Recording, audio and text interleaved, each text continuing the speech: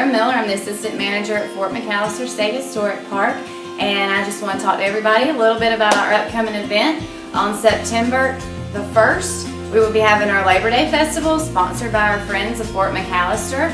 Our time to get started is around 10 o'clock. We're going to kick it off and then head on till 4 o'clock that evening.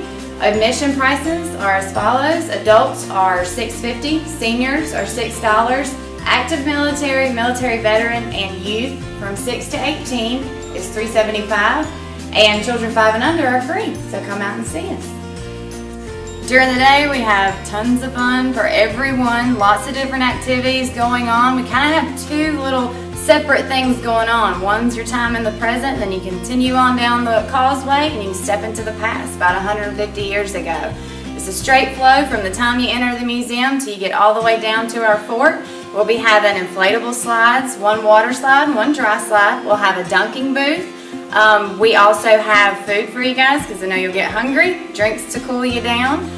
Plates are very reasonable, soft drinks, water. We have ice cream, snow cones, and popcorn. We'll have a craft table set up so you can make a little souvenir and bring it home with you. We've got a competition I know everyone will enjoy to watch and possibly participate in is our grease pole challenge to see who can make it to the top. And there is incentive on the top, so make sure you wear your good clothes and climb the pole.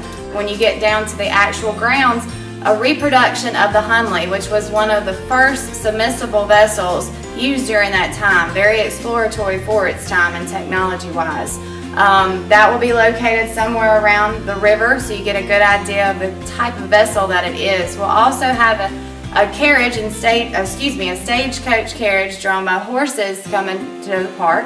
We'll have probably close to 30 to 40 reenactors, wonderful and available to any knowledge and education you could possibly want to know about the Civil War era. Many different demonstrations, from musket firing demonstrations to cannon firings. There's something for everyone, so y'all come out and join us.